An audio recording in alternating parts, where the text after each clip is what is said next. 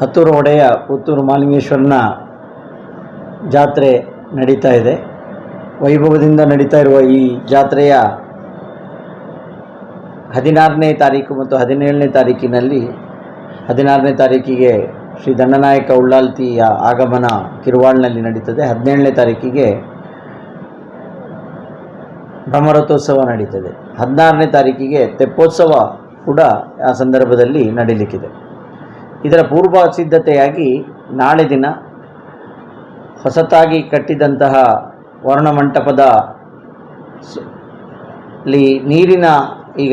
ನೀರು ಬರಬೇಕಾಗಿದೆ. ನೀರು ನಾವು ಹಾಕುವಂತಹ ವ್ಯವಸ್ಥೆಯನ್ನು ಮಾಡಲಾಗಿದೆ, ಈಗಾಗಲೇ ವ್ಯವಸ್ಥೆ ಮಾಡ್ತಾ ಇದ್ದೇವೆ. ಆ ಸಂದರ್ಭದಲ್ಲಿ ವಿಶೇಷವಾಗಿ ಗಂಗಾ ಪೂಜೆಯನ್ನು ನಾವಿಲ್ಲಿ ಈ ಸಂದರ್ಭದಲ್ಲಿ ಮಾಡಬೇಕು ಅಂತ ಹೇಳುವಂಥ ಉದ್ದೇಶವನ್ನು ಹೊಂದಿದ್ದೇವೆ. ಶ್ರೀ ಕುಂಟಾರು ರವೀಶ್ ತಂತ್ರಿಗಳು ಸೂಚಿಸಿದಂತೆ ಈ ಗಂಗಾ ಪೂಜೆ ಏನಿದೆ ಅದು ಹ್ರಸ್ವವಾಗಿ ಯಾವತ್ತೂ ನಡೆಯುವಂಥ ಕಾರ್ಯಕ್ರಮ. ಅಂದರೆ ತಂತ್ರ ತೂಗುವ ಮೂಲಕ ಗಂಗೆಗೆ ತೆಪ್ಪೋತ್ಸವದ ಮೊದಲು ಪೂಜೆಯನ್ನೇ ಮಾಡ್ತೇವೆ ನಾವು. ಆದರೆ ಈ ಸಂದರ್ಭದಲ್ಲಿ ವಿಶೇಷವಾಗಿ ಕೆರೆಕಟ್ಟೆಯ ನಿರ್ಮಾಣದ ಒಂದು ಸಂದರ್ಭ ಆದ್ದರಿಂದ ವಿಶೇಷವಾಗಿ ಗಂಗೆಯನ್ನು ದೀರ್ಘವಾಗಿ ಅಂದರೆ ಆರತಿ ಮುಖಾಂತರ ಪೂಜಿಸುವಂಥ ಈ ಒಂದು ವ್ಯವಸ್ಥೆಯನ್ನು ಮಾಡಲಾಗ್ತದೆ. ನಾಳೆ ದಿನ ಅಂದರೆ 15ನೇ ತಾರೀಕು ವಿಷು ಕಣಿಯ ದಿನ ಸಂಜೆ ಸುಮಾರು 7:30 ಅಂದಾಜಿಗೆ ಶ್ರೀದೇವರ ಪುಷ್ಕರಣಿಯಲ್ಲಿ ಈ ಬಾರಿ ನಡೀಲಿಕ್ಕಿದೆ. ವ್ರತ ಆರತಿಯಲ್ಲಿ ಆರತಿಯನ್ನು ಮಾಡುವಂಥ ವ್ಯವಸ್ಥೆ ಮಾಡಲಾಗ್ತದೆ. ಹಾಗೆ ಜನರಿಗೆ ಸಹ ಆನಂತರ ಆರತಿ ಮಾಡುವಂತಹ ಒಂದು ಅವಕಾಶ ಅಲ್ಲಿ ಕಲ್ಪಿಸಲಾಗ್ತದೆ. ಸಾಮೂಹಿಕ ಗಂಗಾರತಿ ಎಲ್ಲರೂ ಅವರವರಾಗಿ ಆರತಿಯನ್ನು ಮನೆಯಿಂದ ಆರತಿ ತಗೊಂಡು ಬರ್ಬೋದು.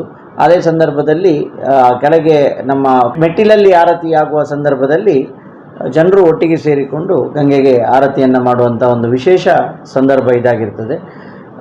ನಮ್ಮ ಸಹಾಯಕ ಆಯುಕ್ತರು, ಕಾರ್ಯನಿರ್ವಹಣಾಧಿಕಾರಿಗಳು ಮತ್ತು ಎಲ್ಲರೂ ಈ ಒಂದು ಪೂಜೆಯಲ್ಲಿ, ಹಾಗೆ ಈ ಭಾಗದ ನಮ್ಮ ನಗರಸಭಾ ಸದಸ್ಯರಾದಂತಹ ಜಗನ್ನಿವಾಸರಾವ್ ಅವರು, ನಗರಸಭಾ ಅಧ್ಯಕ್ಷರಾದಂತಹ ಜೀವಂತೇರ್ ಜೈನ್ರವರು, ಪೂಡಾದ ಅಧ್ಯಕ್ಷರಾದಂತಹ ಅಶೋಕ್ ಶೆಣೆಯವರು ಹಾಗೂ ಎಲ್ಲ ಮುಖಂಡರು, ಜನಪ್ರತಿನಿಧಿಗಳು ಹಾಗೂ ಶ್ರೀಮತಿ ಶಕುಂತಳಾ ಶೆಟ್ಟಿಯವರು, ಶ್ರೀ ಅಶೋಕ್ ಕುಮಾರ್ ರೈ ಅವರು, ಅರುಣ್ ಕುಮಾರ್ ಪುತ್ತಿಲ ಅವರು ಎಲ್ಲರೂ ಸೇರಿಕೊಂಡು ಈ ಒಂದು ವಿಶೇಷ ಸಂದರ್ಭದಲ್ಲಿ ಗಂಗಾರತಿಯನ್ನು ಮಾಡಲಿದ್ದಾರೆ.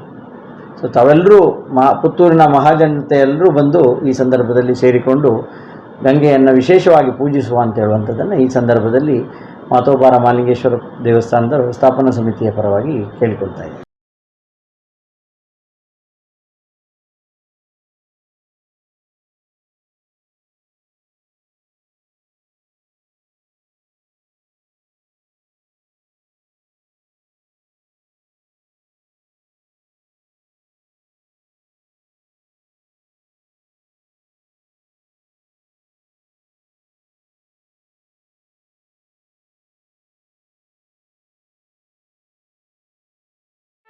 ಸುದ್ದಿ ಚಾನಲ್, ಕ್ಷಣ ಕ್ಷಣದ ಸುದ್ದಿಗಾಗಿ.